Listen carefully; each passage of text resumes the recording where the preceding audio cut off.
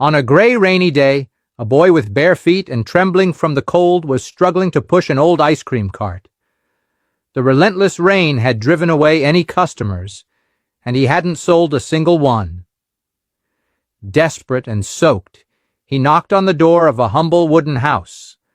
A young girl, 16 years old, with a kind look, answered. With a choked voice, the boy begged, "Please buy me at least one ice cream so I can have a hot coffee and warm up." The girl turned to her father, who was right behind her, and asked compassionately, "Dad, can we buy this boy an ice cream just to help?" The father, with a serious expression, replied curtly, "No, we're not buying anything."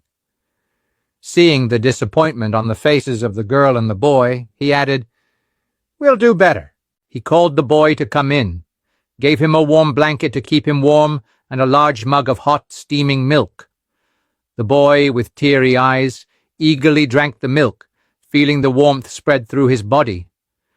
As he said goodbye, now warmed and with a grateful heart, he looked at the young woman and said, with tears now of gratitude, "God will still empower me so I can repay you for what you did for me."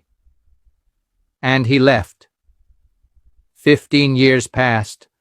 The family never saw that boy again. The young woman, now a 31-year-old woman, saw her father fall seriously ill. She hurried him to the hospital. The news was devastating. He needed urgent surgery, very expensive. Anxious, the father told his daughter, "Daughter, the only thing we have is our house.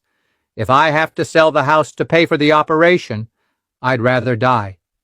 This house is all I can leave you." Ali himself, in front of the doctor who was attending to them, he said these words. The doctor, a young black and calm man, looked at the two and spoke serenely. "Let's do the right thing. We will operate on your father and save his life.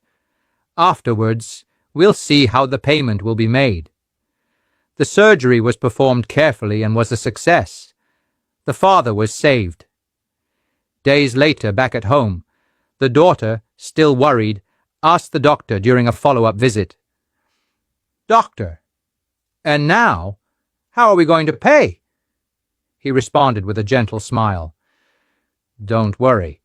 The bill will arrive at your house with instructions on how the payment will be made." A few days later, the mailman delivered an envelope. The girl opened it, and upon reading what was written, she began to cry convulsively. "What's wrong, daughter? Why are you crying?" asked the father, frightened.